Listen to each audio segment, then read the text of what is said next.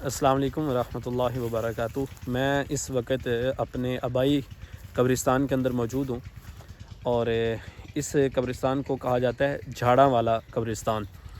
اور یہ قبرستان وہ ہے کہ جس کے اندر میرے جو آباء و اجداد ہیں ان کی قبریں یہاں پر موجود ہیں۔ میرے دادا جان ان کی قبر، میرے پردادا جان، میرے اس کے بعد ان کے والد تقریباً 8 سے 10 نسلیں جو ہیں یہ اسی قبرستان کے اندر مدفون ہے۔ یہ آپ کو میں قبرستان دکھا دیتا ہوں۔ یہی وہ قبرستان ہے کہ جہاں پر میری خاص کر کے والدہ محترمہ ان کا جو قبر ہے وہ بھی اسی قبرستان کے اندر ہے۔ میرے کزن، میرے فیملی کے باقی جو ممبر ہیں وہ سارے کے سارے اسی قبرستان کے اندر مدفون ہیں۔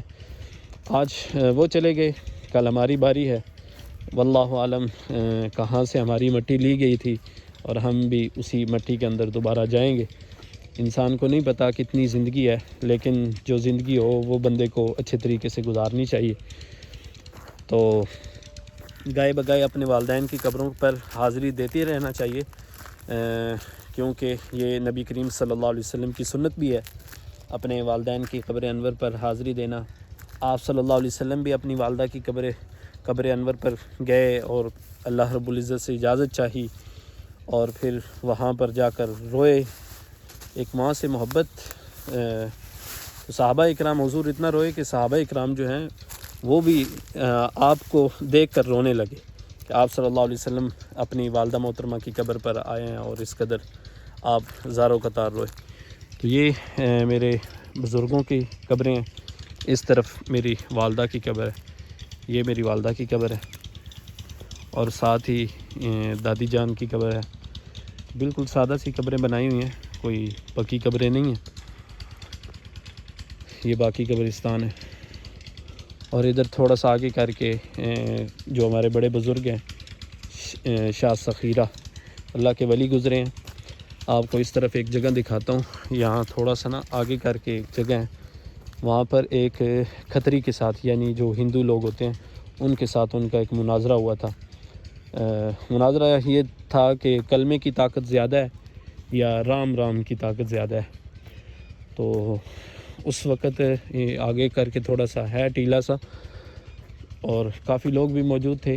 پھر وہ آپس میں ان کی بحث ہوئی، اور اس بحث کے اندر یہی فائنل ہوا کہ اس طرح کرتے ہیں کہ اگر کلمے کی طاقت زیادہ ہے تو پھر اس ہندو نے کہا کہ میں زمین میں دھنس جاؤں گا، اگر رام کی طاقت زیادہ ہوئی تو تم دھنس جاؤ گے۔ تو وہ ہمارے بڑے بزرگ ہیں، ان اللہ سے دعا کی کہ باری تعالیٰ کلمے کی طاقت اگر زیادہ ہے تو یہ ہندو جو ہے کھتری یہ زمین میں دھنس جائے۔ تو وہ سارے لوگوں کے سامنے زمین میں جو ہے نا وہ دھنس گیا۔ تو یہ ان کی کرامت تھی، زندہ کرامت لوگوں نے جو دیکھی۔ ادھر آگے کر کے تھوڑی سی ان کی مزار شریف ہے، وہ بھی آپ کو دکھاتا ہوں۔ تو جو اللہ والے ہوتے ہیں جب وہ کسی چیز کو ٹھان لیتے ہیں تو اللہ ان کی بات کو سنتا ہے۔ رب پھر جو اپنی زندگیاں اپنے اللہ کے حضور وقف کر دیں، وہ پھر اللہ فرماتا ہے کہ میں ان کے ہاتھ بن جاتا ہوں، میں ان کے کان بن جاتا ہوں، میں ان کی زبان بن جاتا ہوں، جس سے وہ سنتے ہیں، جس سے وہ بولتے ہیں۔ تو یہ وہ مزار ہے حضرت شاہ سخیرہ کا، قبر انور ہے کہ انہوں نے دعا کی تھی، اور وہ جو ہندو اور کھتری تھا وہ اس کو جو زمین کے اندر وہ دھنس گیا۔ تو اس طرح ہمارے جتنے بھی آباء و اجداد ہیں ان کی قبریں بالکل سادہ سی ہیں، کوئی بڑے مزار وغیرہ نہیں بنائے ہوئے، بس یہ چیزیں ہیں۔